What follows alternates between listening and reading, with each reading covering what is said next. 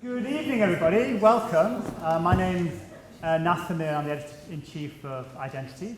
It's my great pleasure to welcome you on behalf of my colleagues and to introduce our guest speaker this evening who will deliver the 2019 Identities lecture. It's also an opportunity for me to say a few words about the journal because this year we marked our 25th anniversary, and in our very first issue, our founding editor, Nina Glick-Schiller, set out the case for a new journal as such. She said that cultural politics has emerged as a means of either maintaining or resisting domination, and in ways that demand fresh and dedicated analyses. Now, spanning geographical registers, methodological approaches, intellectual traditions, scales of the micro, the meso, the macro, Identities has, some 25 years later, I think, established itself as a home, as an interdisciplinary space for this kind of analysis. And the journal's interdisciplinarity is anchored in a broadly conceived sociological approach that's always been very open to anthropology, cultural studies, social policy, political science, social psychology, and so on. So while much has changed since the journal was first set up 25 years ago, the meaning of identity in Identities very much owes itself to Nina Glick-Schiller's intended objectives. In the late Stuart Hall's terms, who was a former editorial member of Identities, the journal remains focused on the ways in which identity bridges the gap between the inside and the outside, between the personal and public worlds.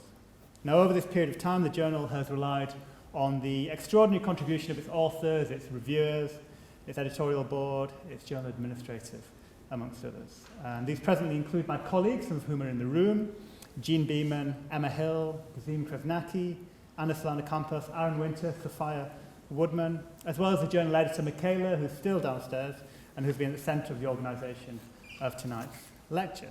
Now, as you'll see from the table in the foyer downstairs, our current and upcoming issues, especially our special issues, reflect the tradition of the journal Identities, with dedicated special issues on Kashmir and Palestine, on whiteness and nationalism, on radical democratic citizenship, and in our very next issue on scholarship and public intellectualism, a topic which brings us nicely to this evening's speaker.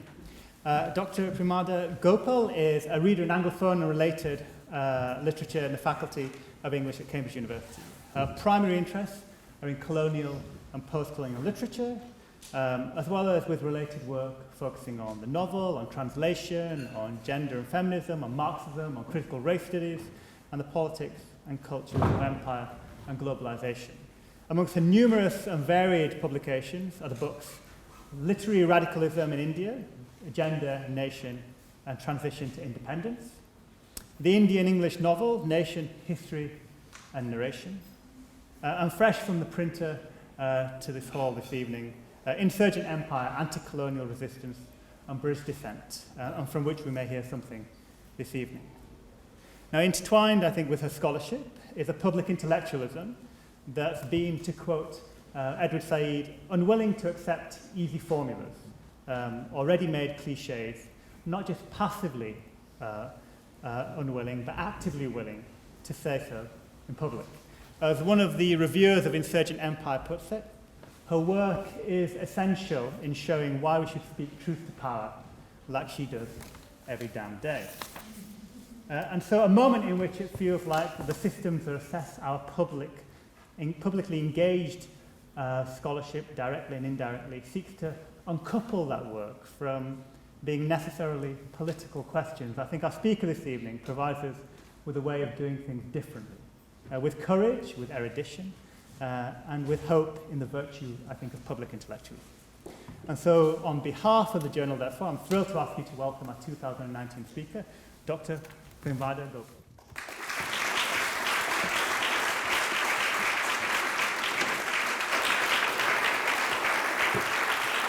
Thank you. Thank you, Nasser, for that incredibly generous introduction and for inviting me to deliver this lecture. It's a huge, huge privilege. I also want to thank the Board of Identities, Nasser's colleagues, and Michaela for putting this together and for incredibly gracious hospitality and organization. It's been absolutely a pleasure to work with them on this, and I hope I can do justice, or some justice, to this invitation today. It's also lovely being in Edinburgh. Perhaps let me start off already on a controversial note. I just think Edinburgh is a much more interesting city than Cambridge. Cut the tape, cut the tape. Well, I mean, maybe that's not fair. Edinburgh is a capital city, and Cambridge is not much more than a university town, but Edinburgh seems to have a lovely mix of city and university, and it's been lovely being here. So thank you very much for being here tonight. I just wanted to ask, if people want to come and sit here, please do. I mean, I'm happy to address you where you are, but there are seats here if you wanted to come down. Nasser asked me to speak to Insurgent Empire, and he said I was free to talk about Insurgent Empire, but I thought it was a bit probably not ideal for me to just repeat what I've said in the book. So I thought I might pull out some of the implications of this text for our thinking broadly about the question of decolonization. Decolonization as a wider political practice, but also within universities. So the book is about anti-colonialism and British dissent, and I want to start thinking in the work that I'm now doing about the implications of anti-colonialism for the question of decolonization as it has come back to public debate in recent years. I forgot to ask you how to do the thing. I just wanted to say that there are a couple of racially pejorative terms in the quotations that I'm going to put up on the slideshow. I won't. One of them I won't say out aloud, and the other one is sort of archaic, and I will pronounce that, but I just wanted to caution you that there are two pejorative terms in there. I'm going to be talking in large part about a 1992 novel, but before I come to that, let me sort of lay out the general conceptual frame. Insurgent Empire sought, among other things, to move towards a different kind of thinking for how Britons today could engage with the history and afterlife of the British imperial project. One of its specific interests was in outlining the agency of the colonized in resisting the incursions and exploitative reach of imperialism. This history of resistance, the book suggested, might enable present-day descendants of the colonized, that is, Britain's Black and Asian denizens, to find a way to reposition themselves as contributors to the making of Britain and not simply as beneficiaries of historical white benevolence who must now learn to integrate with an unchanging British norm. Equally, white Britons, particularly young white Britons, could draw on a history that was largely lost to them, one in which British dissidents and working-class Britons learned from anti-colonial resistance, a process I call reverse tutelage, and sought to actively create solidarities and links with the subjects of British rule in various corners of the British Empire. Civic discourse often presumes that the only way to create something called cohesion is by decreeing a common language and values or demanding allegiance to a flag, a sports team, or other symbols. Insurgent Empire argues that it is in fact engaging with the British Empire and its manifold afterlives that might provide the truly common ground upon which a more interesting and genuinely participatory discussion can take place, upon which might in fact be forged a sense of a shared past and present, as well as a future held in common.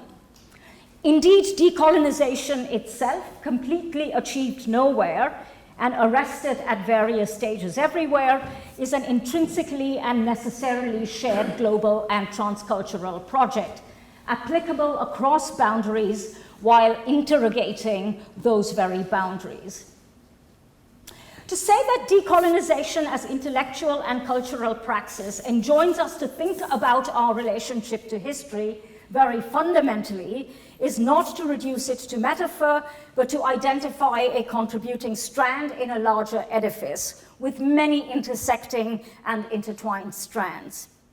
While at the material and structural level of decolonization, there are extremely challenging questions of repatriation, reparation, and redistribution to be asked and answered, it can also be posed of ourselves and the institutions we inhabit. How have imperial legacies shaped ourselves and our societies and our relations to each other? And this is, of course, something that is integral to Identities as a journal. How do we imagine with precision the conditions of oppression in which colonialism emerged, as well as resistance to those conditions? The resistance, that is, of the colonized, as well as dissenters within the metropole. It is here that literature is useful, enabling this reimagining, the matter of what actually took place, while also attempting, not always fully or in whole measure, not wholly or in full measure, an imagining of that which has not yet happened, but remains a possibility, an aspirational horizon. Nasser, are you going to stay? No, okay. I feel a bit badly that you're, okay. All right, I'm going to sit and let me know if you can't hear me.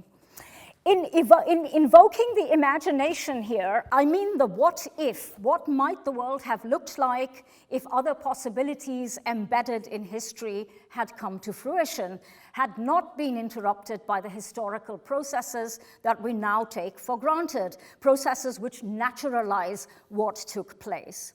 It is at the interface of imagination and fact, story and archive, that we can find fuller accounts of historical truth. Creative imagination, as Ngugi wa Thiong'o put it, is one of the great remembering practices, meaning it can be a reparative act of putting back together what was lost while reaching towards what never was but yet can be, i.e. what he calls new visionary narratives. Both subjectivity and identity, then, have to be interrogated in the crucible of the afterlife of empire. What is the precise nature of our entanglement in the present day as peoples and as communities with empire and colonialism if we unpack the homogenizing categories of colonizer and colonized? Unpacking is not with a view to generating ambivalence or indeterminacy about what was an unambiguously conflictual and violent historical process, but rather a more precise understanding of the interaction between striated and hierarchical polities on both sides of the colonial encounter. It is to acknowledge, for instance, that even in the face of a deep power imbalance, as profits flowed from the colonies to metropole, there were forces in colonial contexts which facilitated and cooperated with the colonial presence. It is also to acknowledge, without any exculpatory intent, that not all citizens of the metropole profited equally from empire, a point that British critics of empire, who I discuss in the book, were keen to stress when they enjoined solidarity across racial and national lines. It is, I think, of particular resonance and urgency in times when, on the one hand, formerly colonized entities, now in the form of nation states, act in ways suspiciously close to those of their former masters, and on the other, when formerly imperial nations present themselves as subalterns fighting bravely for lost sovereignty. And actually, I recommend the special issues on Palestine and Kashmir that Identities has brought out in this regard. Okay, I'm going to now turn to a powerful and powerfully flawed literary attempt from within the metropole to grapple with these questions. And this is Barry Unsworth's novel, Sacred Hunger.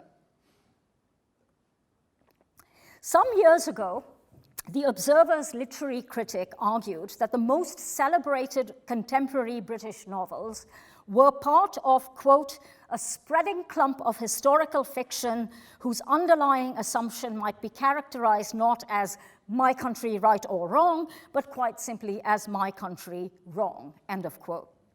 This post-imperial j'accuse, he implied, was what determined their inclusion on prestigious literary prize shortlists. He was referring, I think, specifically to the Booker. This was a singularly reductive reading, of course, of lists that at the time included novels as different as Midnight's Children, The English Passengers, Remains of the Day, The Siege of Krishnapur, and Oscar and Lucinda, in addition to Sacred Hunger, which shared the Booker Prize in 1992 with Michael Ondaatje's The English Patient. But it is the case that some of the best post-war novels in English speak to a different tradition in British intellectual and literary life, one in which there is scrutiny and self-criticism. One such example is Barry Unsworth's magisterial 1992 Booker Prize winner, Sacred Hunger, a powerful novel set in the context of the triangular slave trade of the 18th century. The novel takes as its theme and central concern the making of a transformative historical phenomenon that was in the context of the slave trade and empire building at a time when, and this is important, when the sacred hunger of profit-making through commercial enterprise was on its way to attaining the unquestioned legitimacy that it now has. And Unsworth was writing in the context of the end of the Thatcher years. The 600-odd pages of this epic novel are dedicated to this question: how do enterprises such as the triangular slave trade come to consolidate themselves, given that they cannot be reduced to the machinations of a few bad men, but that they flourish with varying degrees of complicity and participation from a larger social order both in Britain and elsewhere? How can they be undone and something transformative emerge from the ruins? And this is, of course, a question that is fundamental to decolonization. At the climactic heart of Unsworth's narrative is a slave and worker rebellion that takes place on board a slave ship, an attempted overthrow of the system followed by an effort to set up an alternative community hidden away in the Florida coast where the ship ends up. The aspirations of this community, which constitutes itself on the Florida coast, as well as what is presented as its ultimately tragic failure, provide food for critical reflections on the question of oppression and resistance, as well as the challenges, including for the novel itself, of imagining decolonized alternatives, or broadly, of imagining life after the overthrow of an oppressive regime. In a sense, the text is able to fully mobilize the spirit of anti-colonialism while stumbling along with its protagonist in realizing the utopian horizon of that spirit. So what I'm really arguing is that this is a very interesting but deeply flawed novel. It's one that is able to imagine rebellion, but stumbles badly in the second half, where it can't imagine what happens after rebellion. That failure is as much Unsworth's as that of his protagonists, particularly in terms of the ultimately defeatist and blinkered explanation he provides for the self-destruction of that community. Taken as allegory, the self-destruction of that community also resonates for those of us grappling with the question of why post-colonial entities have so signally failed to decolonize. Does the answer lie in A, innate human tendencies, B, the insurmountably destructive socio-political dynamics, that is, the shaping and generative political scars which oppression leaves behind, C, the indigenous tyrannies which take over when the colonizer has withdrawn, which is colonialism's own explanation sometimes, or D, external forces determined to eliminate alternatives to capitalism. And these are all played with in the novel in one sense or the other. I should say that this is quite a long lecture. I'm going to stop at the 60-minute mark, but I'm going to try not to read at you the whole time. I'll try and talk through some of it. But let me just give you a sense of the novel for those of you who haven't read it. Much of the novel is set aboard a slaver or slave ship where poor white British sailors live in a state of curious state of hostile empathy with their live black cargo. The process of buying and selling these human beings is described in painful, some might say excessive, and occasionally sensationalist detail. Many of the workers have themselves been coerced onto the ship, and these white men have the power to degrade and brutalize the black bodies that lie packed in the hold of the ship. Yet their own existence is also marked by wretchedness at the receiving end of an exploitation and violence, which in turn serves to brutalize them and make them violent. The suggestion is that enterprises that rely on coercion, fear, and violence can never be directed only outwards at a racial or cultural other. They invariably rebound on those who undertake it, willingly or otherwise. This is not the same thing as saying that captives were taken on all sides and so everyone is equally a victim of slavery and imperialism, as some historians have indeed suggested. It is saying, however, that it is possible simultaneously to be victims and perpetrators, and that complicity can take place at a variety of levels and in uneven ways.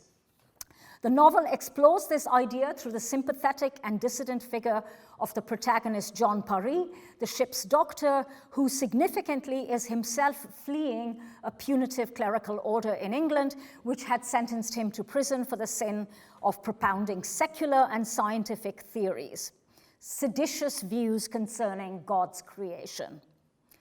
That Parry's is the guiding perspective is both the strength of the novel and, as I will suggest, ultimately its fatal flaw. Parry, whose first-person journals are interwoven with the rest of the narrative, is the estranged nephew of the slave merchant who owns the ship. And as such, he has no direct connection to the commercial enterprise whose agents and cargo he must minister to in a medical capacity. He begins by seeing his role in the abstractly idealist terms set out by the Hippocratic Oath, one who must look after the physical well-being of all without discrimination. But as he begins to commit his thoughts and reflections to his journal, Parry begins to understand that there is no untainted or neutral place from which he might write, speak, and act dispassionately. His own dissenter's consciousness comes to a painful acknowledgement that even in his apparently benign role as a ship's doctor, he is implicitly assenting to and shoring up a deeply repellent enterprise that is developing in its foundational moments its own religious logic, the sacred hunger of profiteering mercantilism, to which all other human needs and impulses must be made subordinate. Despite his good heart and his good intentions and his significant degree of alienation from his merchant relatives and other English people of his social milieu, as well as his instinctive recoil from the fact of slavery, he cannot declare himself disengaged from the collectivity that is the slave ship and the commercial enterprise that puts it on the sea.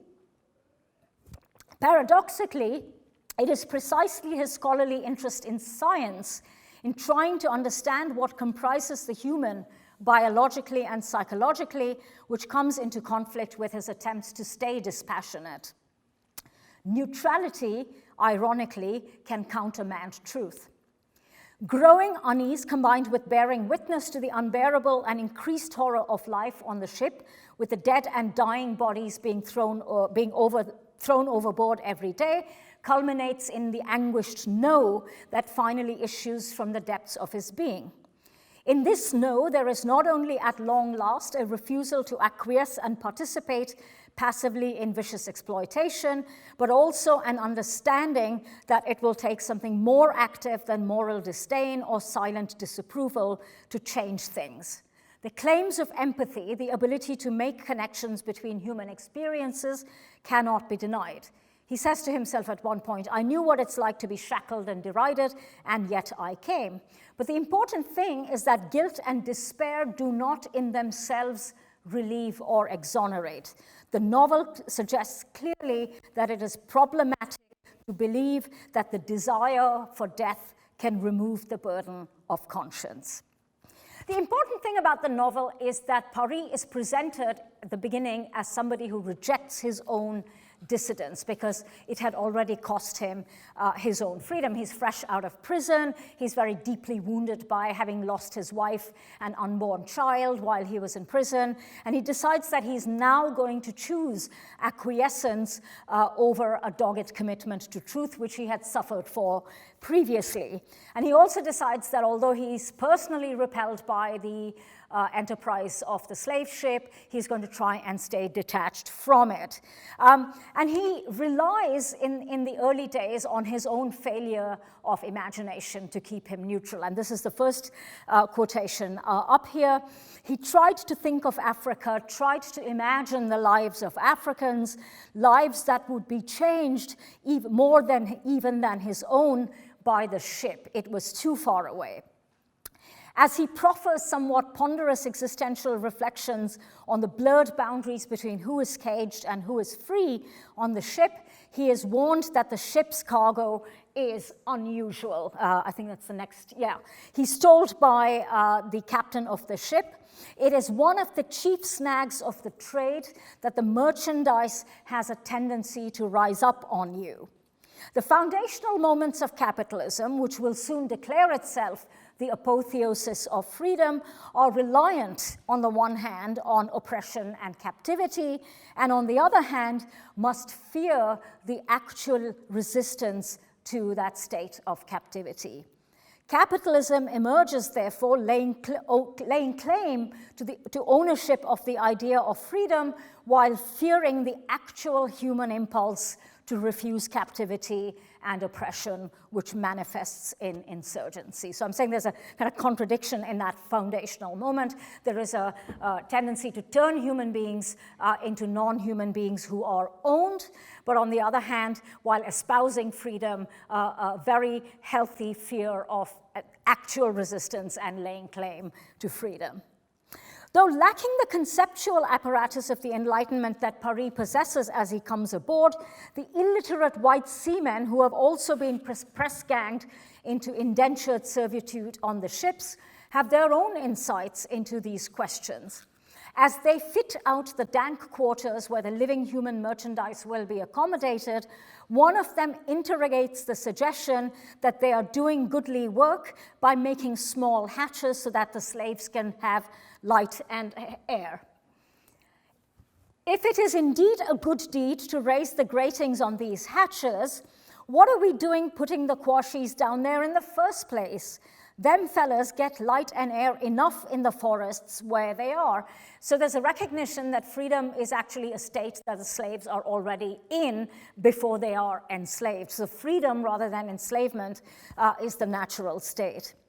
Paris' participation as the ship's doctor in the more concrete rituals of examining severally the body parts of the abducted Africans is done, he tells himself, with a continuing sense of not being fully responsible, of acting in a preordained ritual. That ritual is, of course, a foundational one for the sacralized hunger referred to in the novel's title, a reverse transubstantiation in which human bodies and beings are turned into commodities. It is not, however, a simple ritual. The deep unease, and Unsworth does a very good job of invoking that unease. The deep unease on the ship speaks to the complicating fact that the enslaved do not allow their own dehumanization to proceed without question. Even their silence serves to produce anxiety in their captors.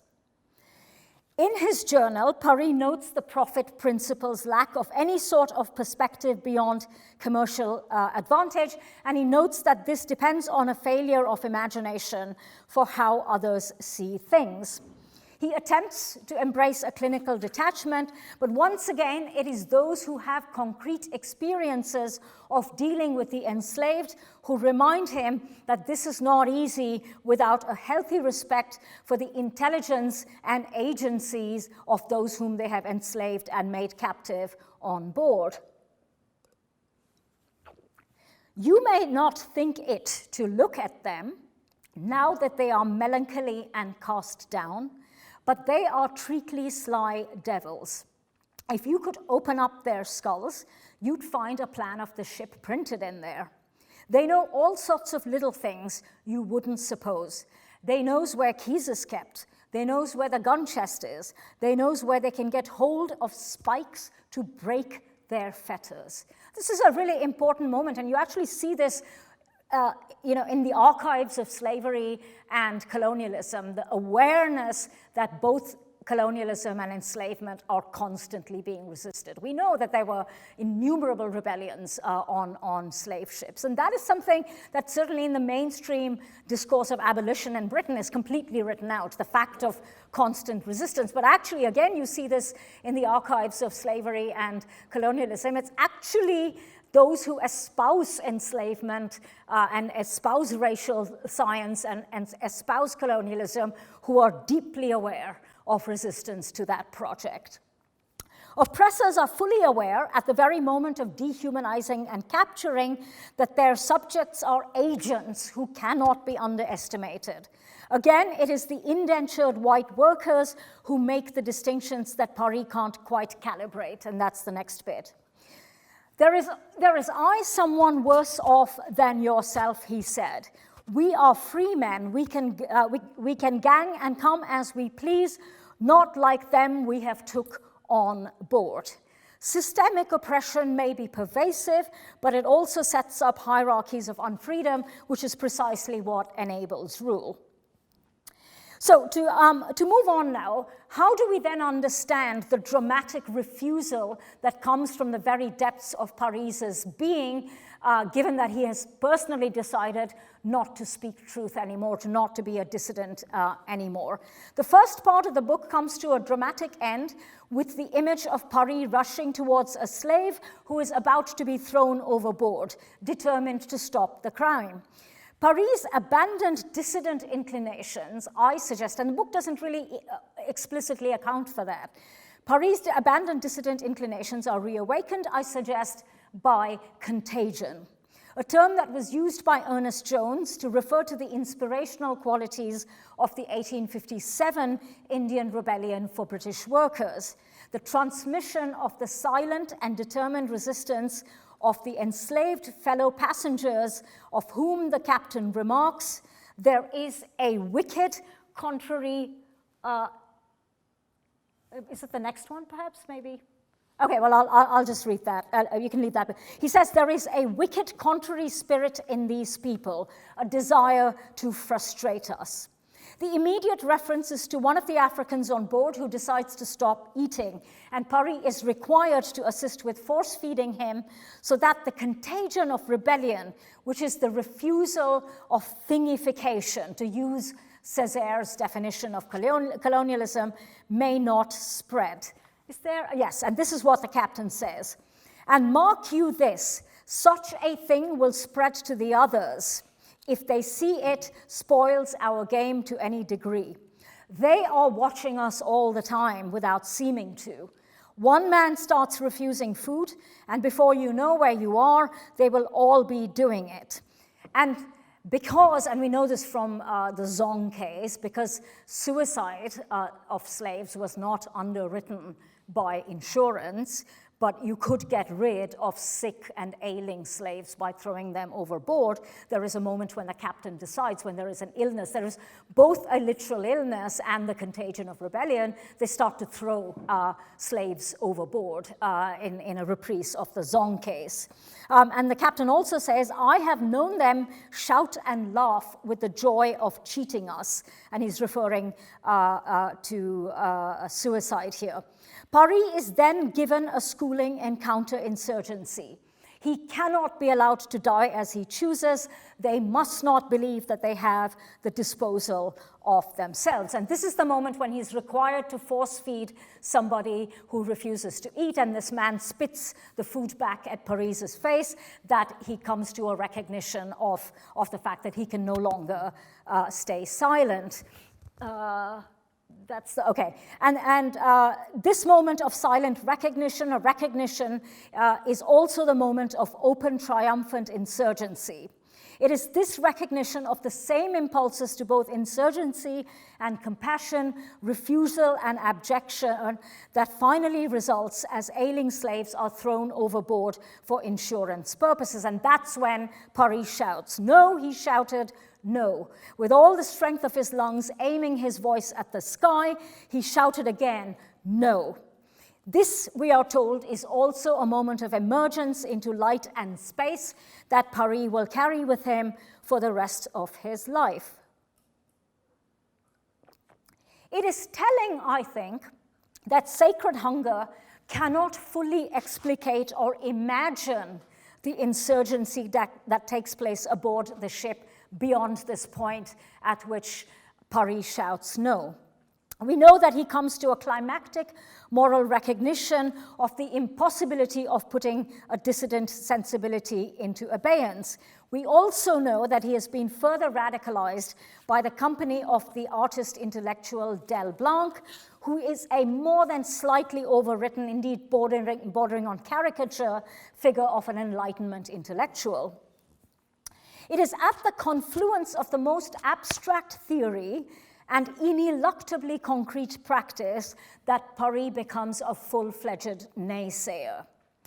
What we witness in some detail is Paris' own unlearning and relearning attempts at decolonizing himself, in which he comes to think about the relationship between personal morality and structural complicity. I think that's the next one. Yeah, he says, "I have assisted in the suffering inflicted on those innocent people, and in doing so, joined the ranks of those that degrade the unoffending. This has been my crime, and I am more guilty of it than the common seaman." So it's a moment where he says, my guilt and disapproval is simply not enough, that my structural complicity in this enterprise is what matters. Acquiescing with a degree of knowledge, choosing to participate despite a degree of unease, Paris' condition is not unlike that which many of us are in.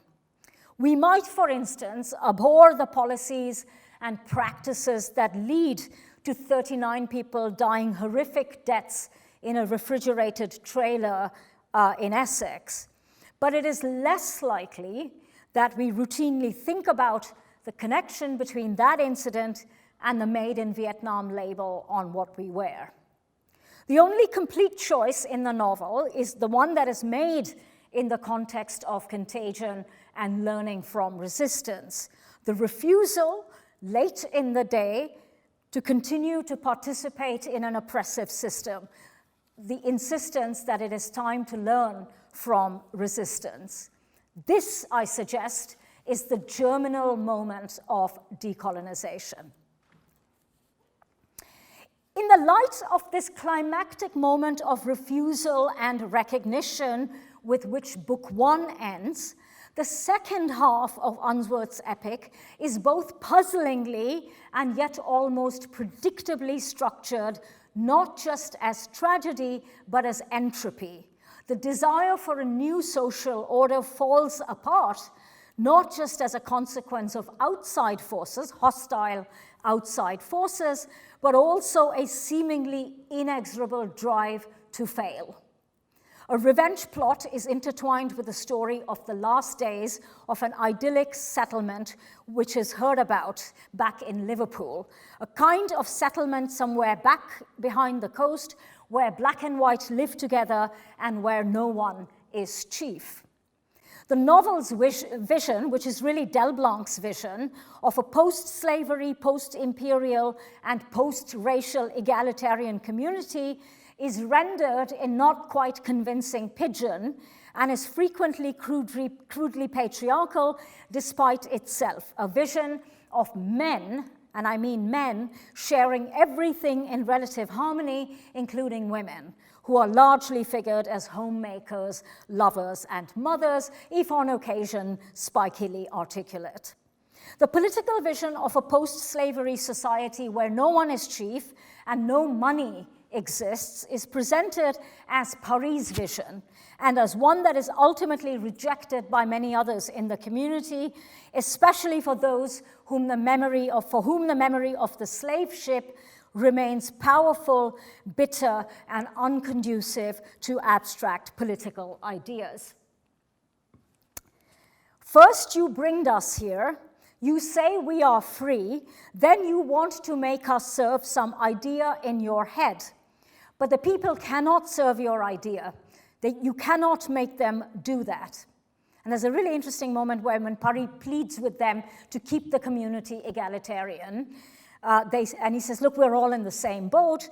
One of the black men in the community looks at him and reminds him that Paris had examined his body as a doctor.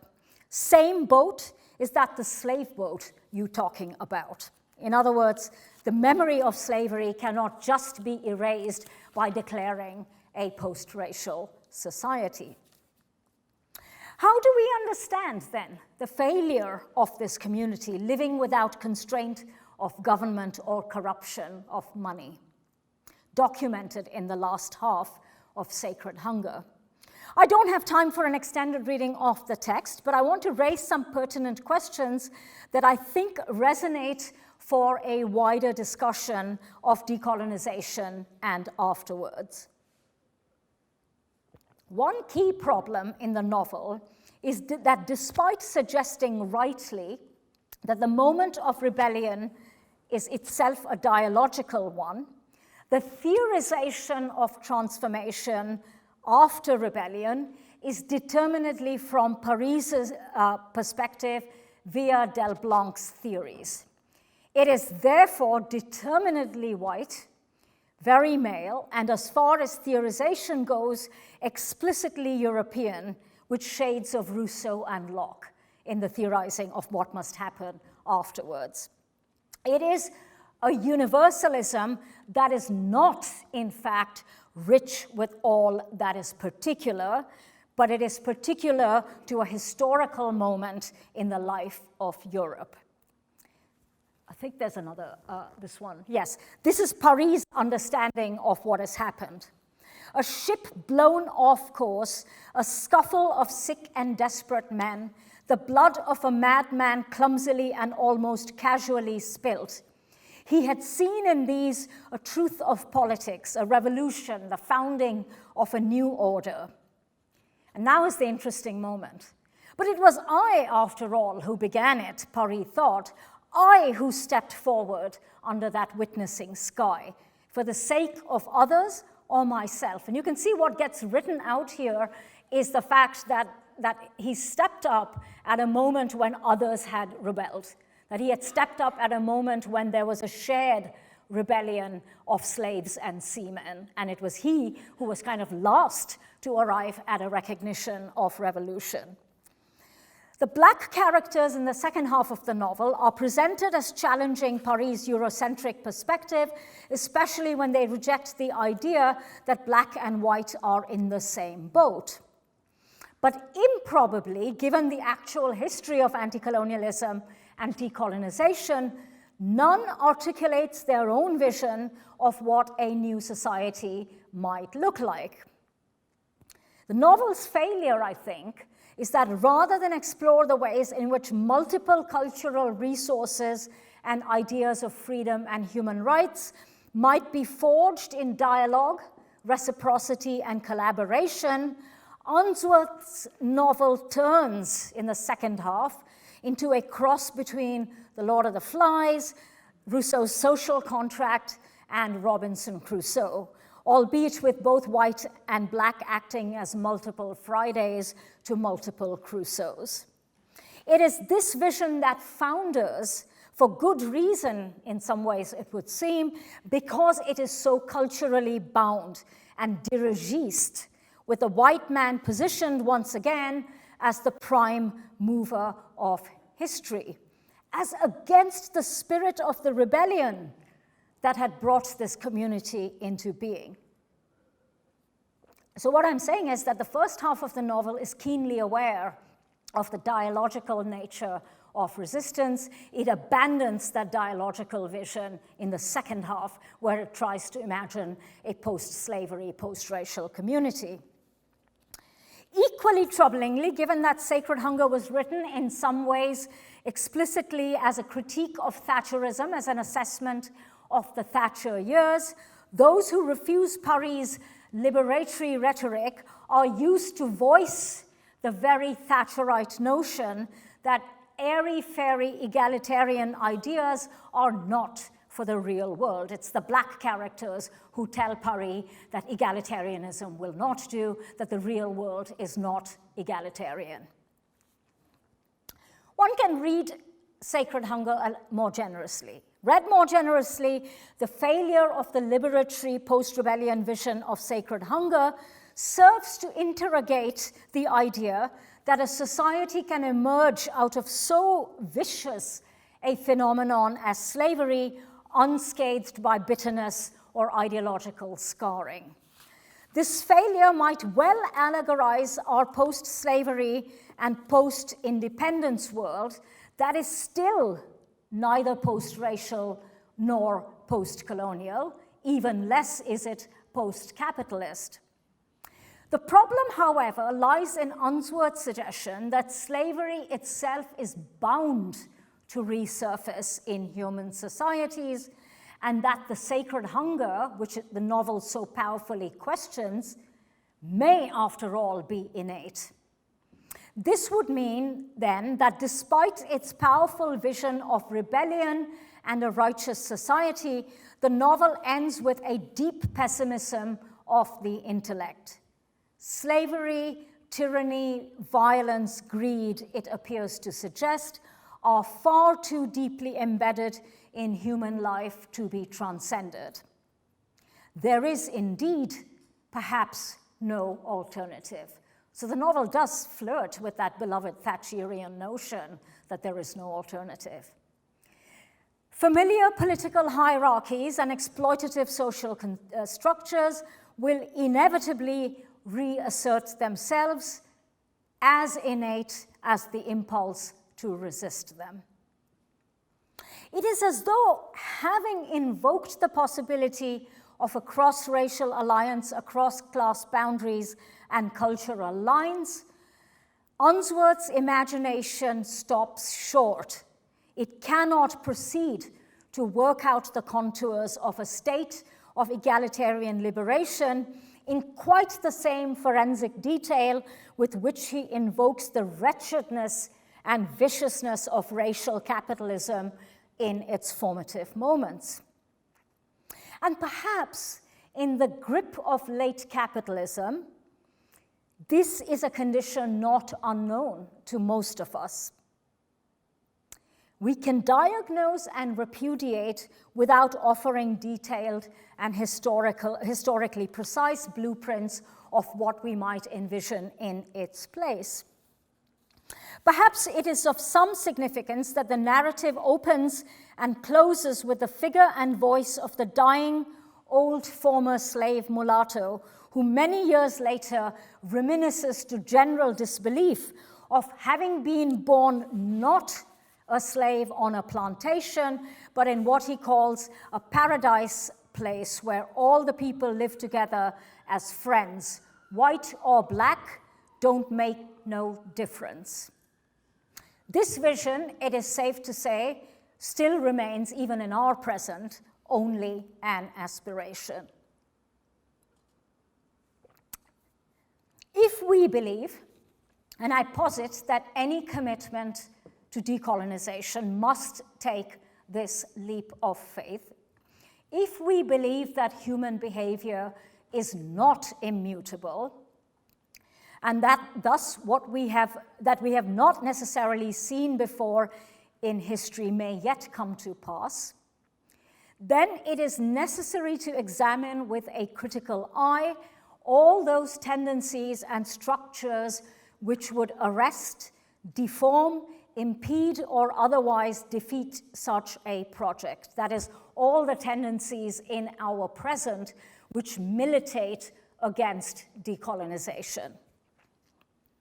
In his account of his bleak and yet very creative years in prison in Kenya, Ngugi offers a testament to what he calls the magic of the imagination, its power to help humans break free of confinement, indeed of language itself. Part of the task at hand for us in addressing the betrayals and failures of the formal break from colonial rule requires, Ngugi notes, quote, delving into history, our history, to trace the roots of the current ruling class structure. In the case of many post-colonial polities, we have a situation not only of arrested decolonization, but in fact, recolonization. In Ngugi's trenchant words, raising colonial Lazarus from the dead. And he was obviously speaking about the situation in Kenya.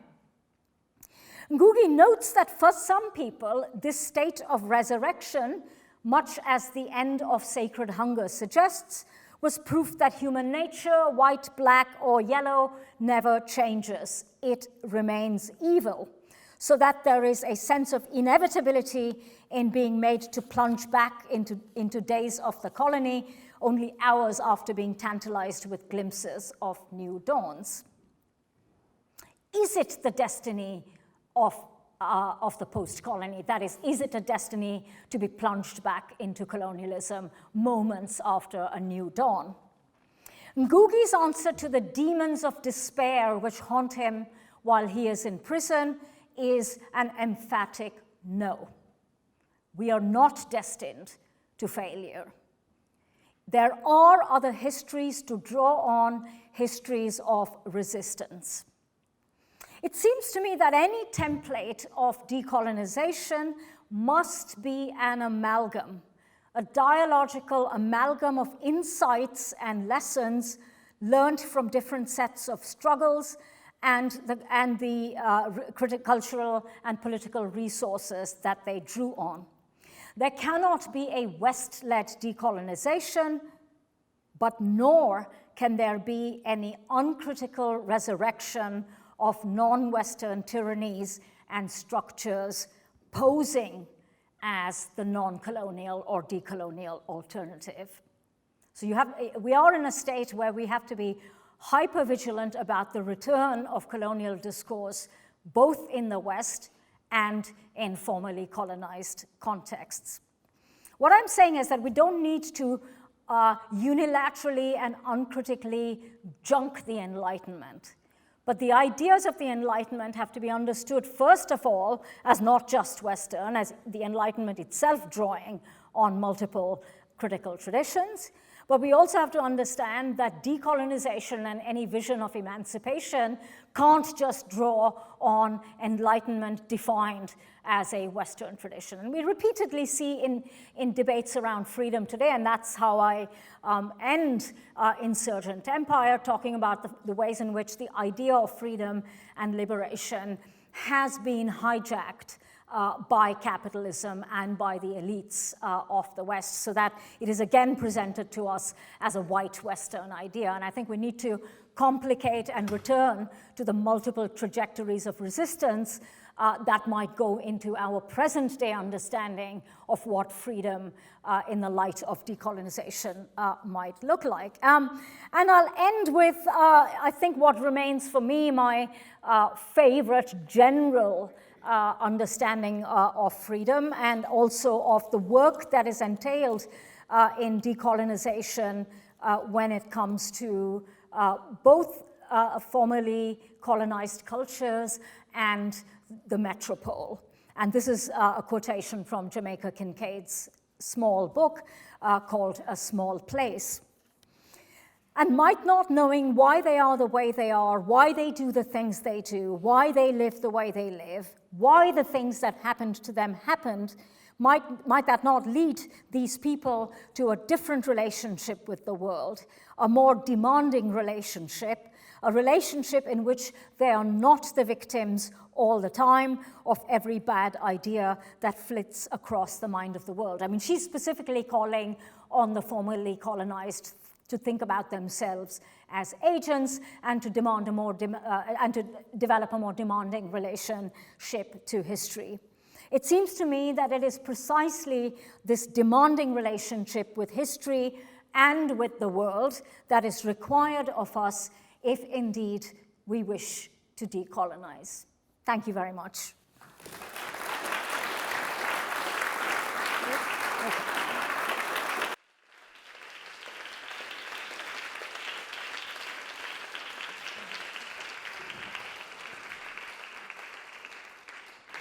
Very much for such a rich and immersive lecture.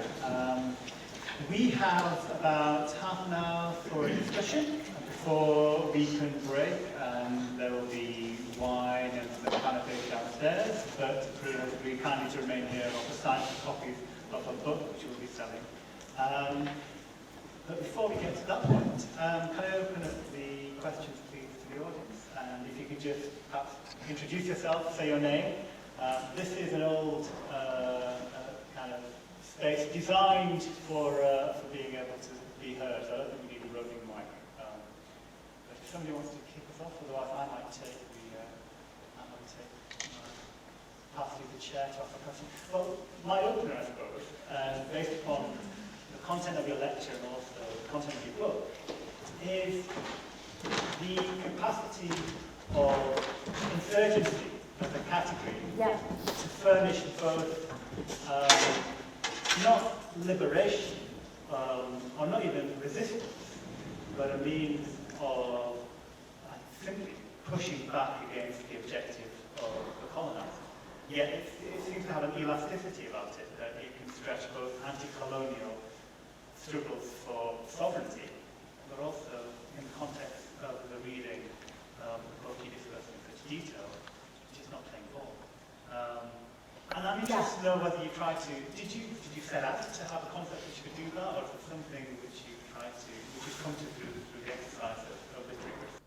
Yeah, thank you. That's it's a very, very good question. I did want an expansive understanding of resistance and indeed of insurgency. Insurgency, through the annals and archives of counterinsurgency, is typically presented as something that is destructive and that is either a law and order problem or a problem which leads to bloodshed. And I wanted an understanding of insurgency which encompassed certainly violent movements of resistance. Decolonization, as Fanon reminds us, is a necessarily violent phenomenon, but I did want it to encompass the multiple ways in which people did in fact resist, and the multiple ways in which people challenged both dominant structures and dominant concepts. And the most important thing about the body of anti-colonialism that we have, and specifically the body of anti-colonialism that I look at, is that it isn't always couched as a demand for sovereignty. These are not struggles that always run along national lines. These are not struggles that run along the lines simply of cultural self-determination. They can take various forms. They can take the form of labor rebellions. They can take the form of demanding specific sets of rights. They can take the form of, non-violent fasting, boycotts, as well as actual guerrilla warfare and actual sticks and stones. So I used it partly to prick at discourses of counterinsurgency, which is the way in which colonialism acknowledges resistance. It is in the vast archives of counterinsurgency. So I thought, let's remove the counter and think about the insurgency bit.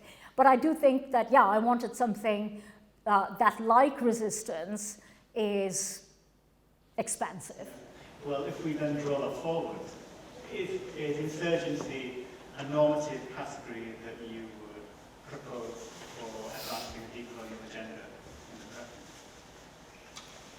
I guess, yeah. I mean, you know, I say yes because I think insurgency in its expansive sense is something that we need to be doing.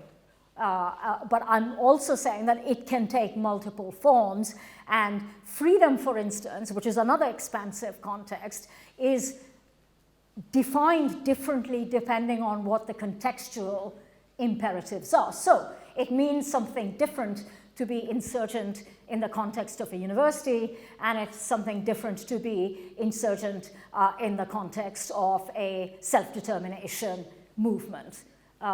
So what that insurgency consists of, I would not prescribe that, but I would say that the imperative to resist normative discourse, to resist hegemonies, is utterly vital. And I would say this, anti-colonialism for me is not a state or a condition, it's a spirit. So mobilizing that spirit in all contexts, I think, is utterly vital.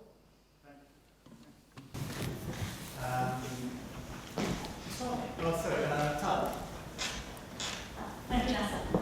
Thank you so much for that lecture.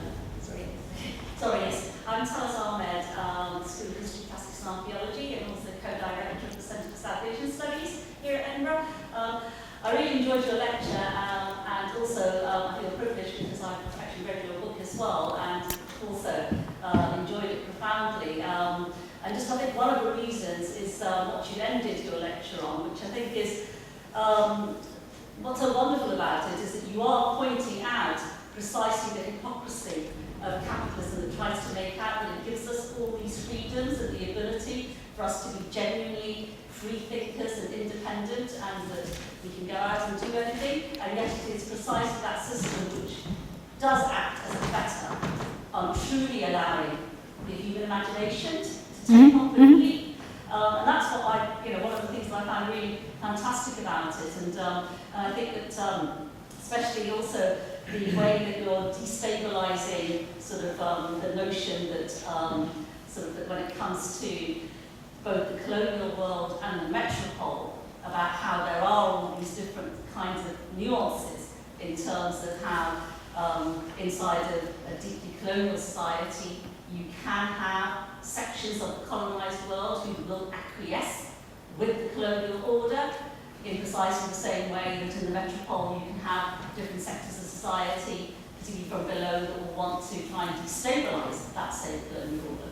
So I found all those sorts of things really fascinating. I just wanted to ask you a question, if I may, about this notion of insurgency, rebellion, resistance. And I appreciate very much what you're suggesting about how this is something that has to exist today. But in addition to what you were saying about how there can be all these multiple forms of insurgency, rebellion, I wonder if you could say something about the international character of perhaps what insurgency has taken historically, and perhaps what you think the international character of it can be today. Yeah. Thank you for that. This is why I said a few minutes ago that anti-colonialism doesn't map on to nationalism, and anti-colonial struggles did not always map on to national struggles. They sometimes did, and national struggles drew on anti-colonialism, but didn't necessarily end up with anti-colonialism. I think it is vital that, and the historical record suggests that anti-colonialism understood itself as necessarily international, both in colony and in metropole. So even as early as Ernest Jones or the 1865 Jamaica Rebellion, there is an understanding, both in colony and back in Britain, that there are international resonances. And the call to form, this actually was a point of surprise for me, how early the call to make alliances across borders can be seen.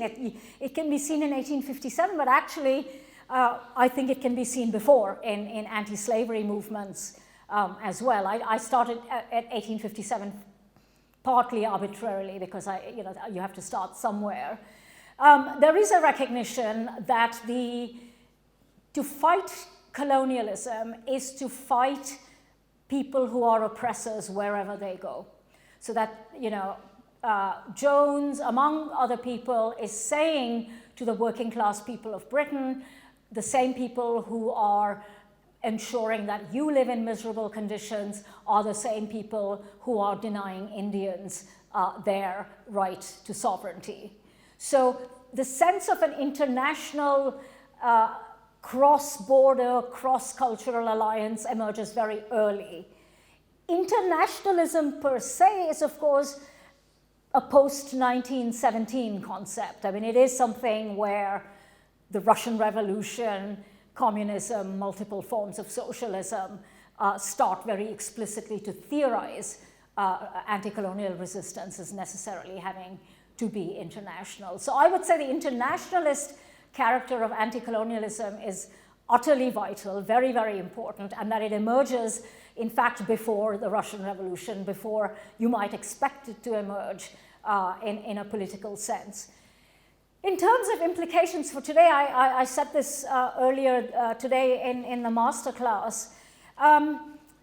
Writing this book has been both kind of heartening and dispiriting, because it's heartening in as much as you see very powerful kinds of critiques of empire and repudiations of oppression voiced fairly early on in the mid-19th century as colonialism in India is consolidating itself all the way down into the post-Second World War period.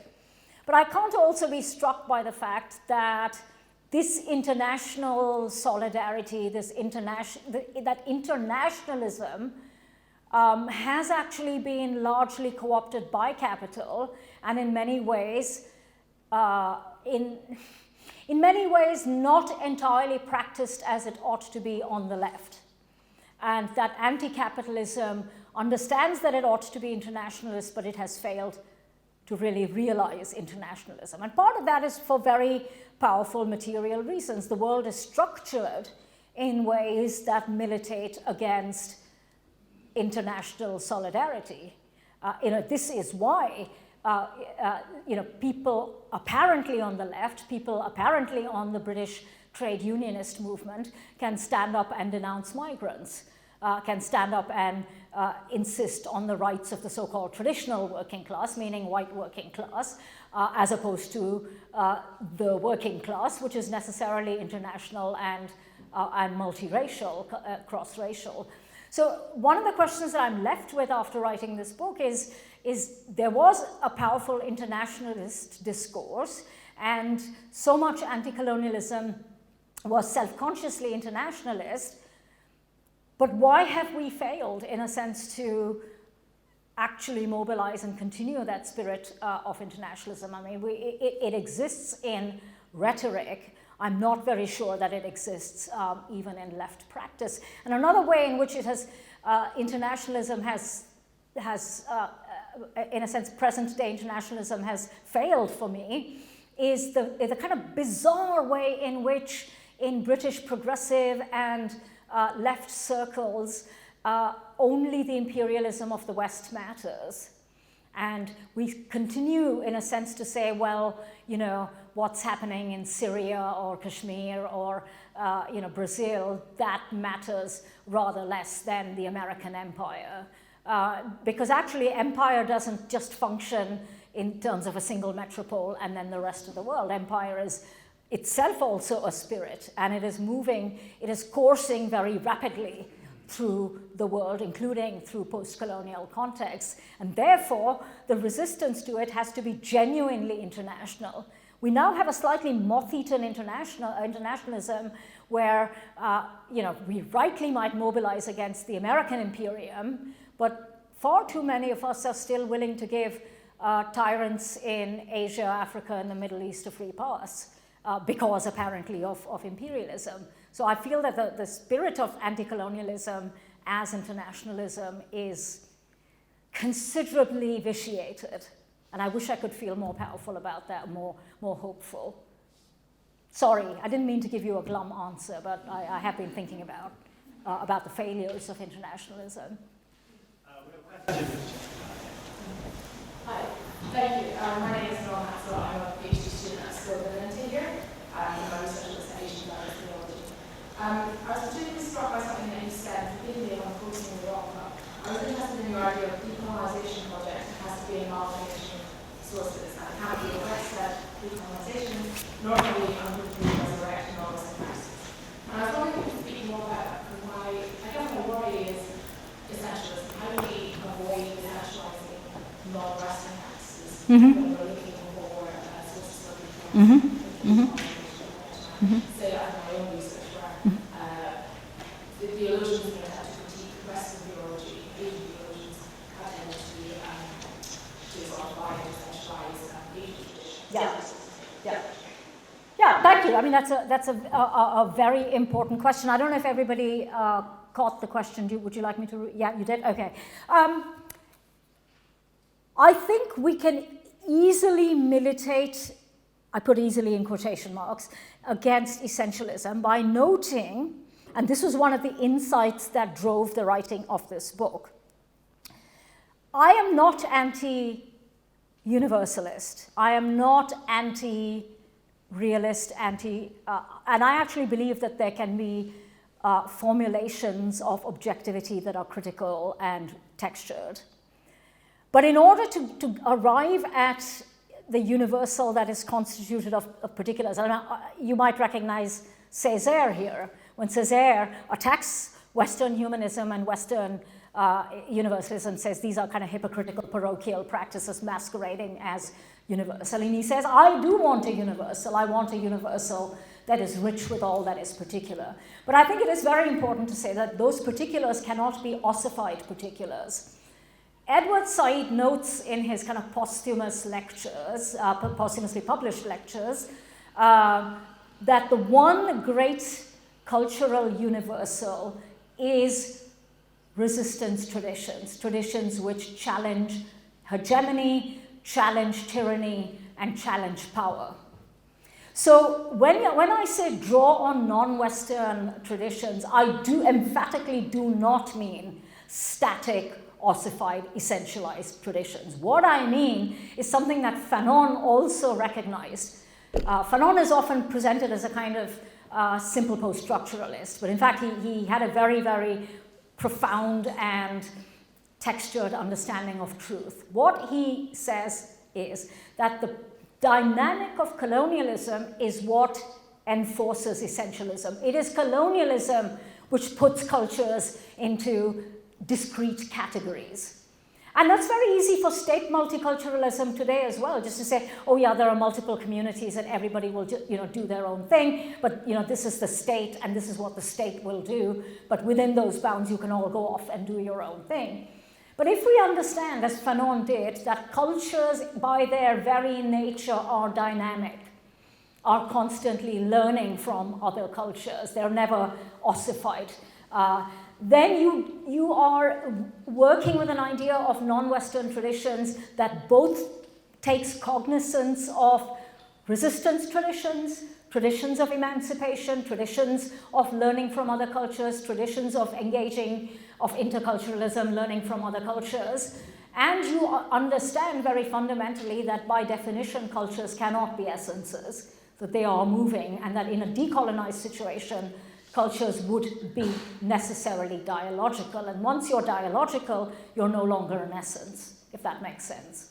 Really the question I have for you, just in thinking about evolution and colonization, I think normalized this encouraged just like the Enlightenment school.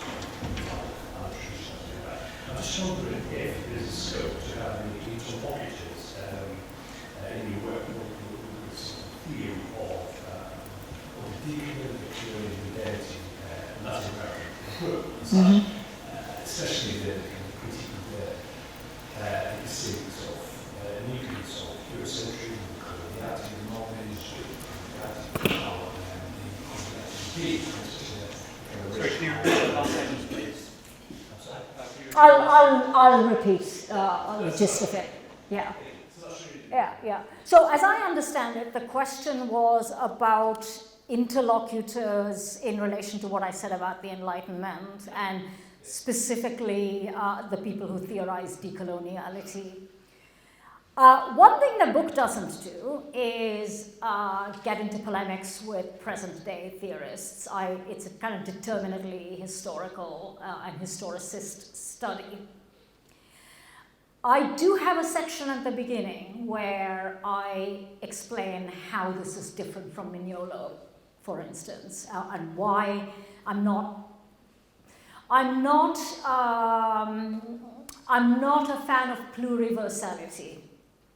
Because it seems to me, to go back to the question that was just posed, it is that there is a danger in pluriversality and decoloniality of resurrecting the pre-colonial as the anti-colonial.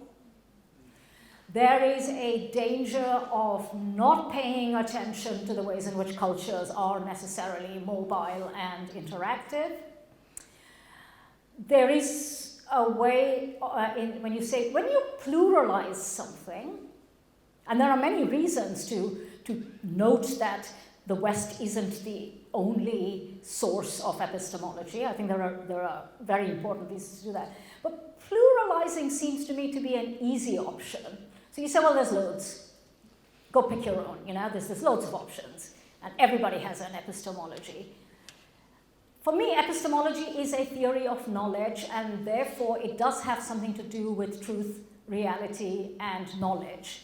And I think the very idea of knowledges, while I can see the polemical reason for proliferating them, it does kind of push against, it's a relativist idea of knowledge. You have a truth, I have a truth, she has a truth. Well, we all have truth. That's the end of the story. That strikes me as not so much wrong as a little bit lazy. Because that's, epistemologies are created through layers of learning. Okay, and then the problem with the Enlightenment is not that it has an idea of epistemology, but that it refuses to explain its own multiple lineages. And it refuses to learn from other contexts. So I would want to see the Enlightenment reconstituted rather than repudiated. Where it comes to modernity, one can agree with Mignolo and there are many, Dussel, Quijano, all of whom have very, very powerful critiques of coloniality and modernity.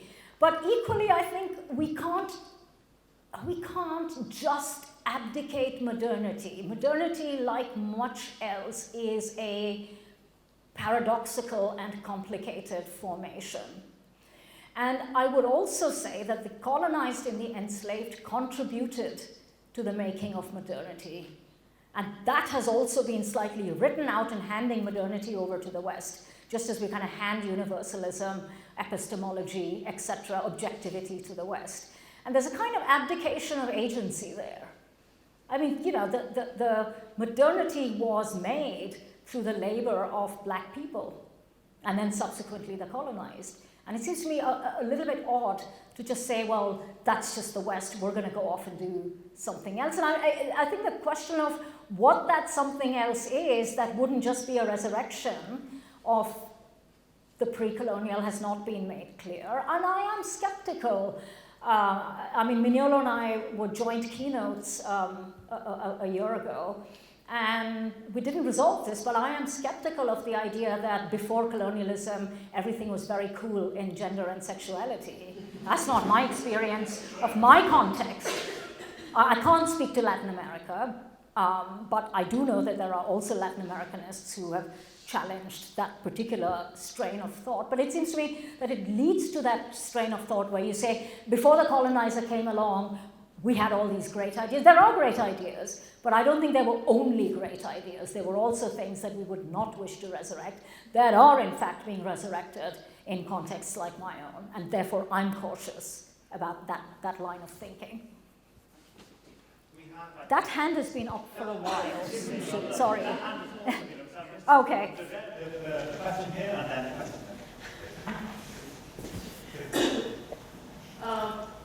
My name is Nandini. So I was thinking, recently I'm doing a work on the Myanmar Rohingya people who have fled from Myanmar in 2017. and trying to resettle in Bangladesh. And I also went to Bangladesh for a short period to do my research. While I was doing the literature review, I came to find out that the Myanmari Rohingya people's condition, their threatened situation, the whole genocide are product of colonialism. So how, as an expert, from you, I really wish to know how will you position the Myanmari Rohingya people in the context of colonialism and their current situation in Bangladesh. And the way you have explained that Western visions or Western concepts are not the ultimate thing. So how Western countries can learn from a very small country like Bangladesh, whose resources are very, very limited in terms of welcoming migrants or refugees. Okay, thank you. I'm not an expert on Myanmar by any means, but I mean it's a very good example of the kind of situation I was talking about. Absolutely, the borders and the naming of specific communities and kind of tribalization was a colonial project. The Myanmari state has inherited colonial categories and colonial processes, and we can certainly see a lineage where today the Rohingya are victims of ongoing colonial processes. But it is also a very good example of a situation where I would say you can't keep blaming the colonizer. I mean, Aung San Suu Kyi has absolutely no business. She's also a product of her. In some ways she is, but I think that the 70 years into independence for the South Asian and Southeast Asian countries, it's no longer enough to say that was colonial, right? So, I for instance, I do think that Buddhist traditions of exclusion, Buddhist bizarre kind of formations within Buddhism, which allow for monks to run around calling for people to be killed. I mean, it's the least Buddhist thing that I can think of. But Buddhism, like any other religion, any other cultural tradition, has its peaceful and its violent sides. And those have to be looked at very, very critically, and those have to be examined. On the matter of Bangladesh, two things to say. One, we know, despite the Western nations presenting themselves as the great put upon when it comes to refugees and asylum seekers, in fact, it is Asian and African nations that have largely carried asylum seekers, refugees, and migrants. But equally, you see, as in the case of the Indian state, and not entirely absent in the case of the Bangladeshi state either, a move to say this is our terrain, these are other people, they will stay in camps until such time as they can be repatriated. There is a return of the discourse of borders, certainly in India in relation to the National Citizenship Registry. But my understanding from people who work in Bangladesh is that there are kind of contradictory, it's not a kind of simple embrace of the Rohingya, that there is actually dissent on the question and contention on the question of, So, and I would say that rather than reinforce, which is really what we've done in South Asia, is hug those borders like they are the best thing we were ever given, is to say those borders make no sense. The borders in Bengal make no sense, the borders in the Punjab make no sense. And that we have failed to decolonize by treating those borders as sacrosanct. Thank you. Yeah. I think this may be our last question, unless anybody else wants to go for a moment. So you have the privilege of asking the last question. No question. Hi, my name is Vivek Santayana. I'm a PhD student in English literature, and I was just really struck by your close reading of Sacred Hunger, especially the phrase that you use, curious state of hostile empathy. And to me, it reminded me of Saidiya Hartman's critique of empathy, in particular empathy for slaves by slave owners. But I was curious if you'd be able to, if you'd be willing to elaborate on the distinction that you draw between the personal ethics of empathy with a slave versus the more meaningful structural refusal to participate in that hostile, that systemic process of oppression. So one of the reasons thank you for that. One of the reasons for that I used empathy is Hartman's critique notwithstanding, and Hartman's critique is made in a particular kind of context of the owner and the slave. In the creation of solidarity and in the invocation of the need for kind of internationalist cross-working class solidarity, in the archives of anti-colonialism, sympathy in the 19th century sense of the term, which is a bit more like what we would understand to be empathy, is repeatedly invoked. And what is repeatedly invoked is an invitation to the British people to put themselves in the position of the West Indies or India or Kenya. And this call for there to be something like identification and empathy exists, and it has a powerful hold. So I'm not entirely sure that we can junk the idea of empathy. That I do think that it is possible to develop something like a critical empathy, an understanding of empathy that is mindful of differences and structural position, but nonetheless invites human beings to understand what it might be like to be in a different. That's where the kind of imagination comes in. Sorry, what was the second bit of your question? It was specifically developing that kind of critical empathy, I suppose. Yeah, so have I answered it? Or were you saying how do you... I was asking if you'd be willing to elaborate on precisely that point. So. Yeah, I mean, so in other words, I would say, look, how else are you going to have anything like solidarity or a global working class movement? If you cannot imagine yourself, as Pari could not imagine himself in Africa being enslaved, even though he'd been in prison, so he kind of understands that this isn't great, but he can't quite put himself in the position of people at the receiving end of the most vicious form of oppression. If we junk concepts like empathy and understanding and solidarity entirely, then I'm not entirely sure how we would theorize resistance beyond our own little circle. So I think there's work to be done on that and to think about how one... But the point about the structural is this. Sorry, that was your other question. I think the book does show quite powerfully in the first half that it isn't enough to feel bad. And it isn't enough to feel sorry. It isn't enough to say, well, yeah, this is really shitty and I'm so terrible. The I'm so terrible doesn't work.